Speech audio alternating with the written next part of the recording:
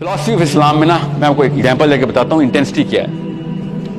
امام ابو حنیفہ نے کہا کہ جس نے جان کے 3 نمازیں چھوڑ دی وہ اسلام سے فارغ ہو گیا, پرپس سے آؤٹ ہو گیا. وہ اور سمجھے اس بات کو, پرپس سے آؤٹ ہو گیا. اچھا 3 نمازوں سے پرپس سے آؤٹ. شافعی نے کہا پرپس سے 3 نمازیں پہ کیوں لگا رہے ہو؟ ایک نماز بھی جان کے چھوڑی تو پرپس سے آؤٹ ہو گیا. جان کے چھوڑی تو آپ خدا کھیل رہے نا, پالیسی اپنے ہاتھ میں لے لی, جان کی نماز چھوڑی. اب وہ سمجھے فلاسفی آف اسلام کیا ہے. امام جعفر صادق نے کیا کہا؟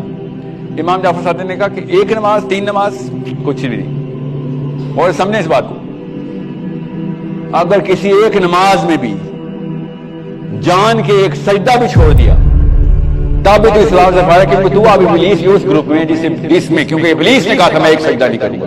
اللہ تعالیٰ نے تو کہا تھا نماز پڑھ آدم علیہ السلام کے سامنے. کتنے رکعت نماز پڑھنی تھی آدم علیہ السلام کے سامنے فرشتوں نے؟ کہیں نہیں, ایک سجدہ کرنا تھا. غور سے سمجھے اس بات کو.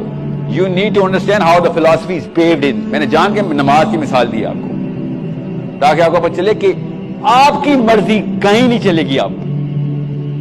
آپ جو کانٹریکٹ سائن کر کے آ چکے ہیں, اب وہ کانٹریکٹ جس نے بنایا ہے اللہ تعالیٰ نے, اب اللہ کی مرضی چلے گی. That's your identity, that you signed a contract now.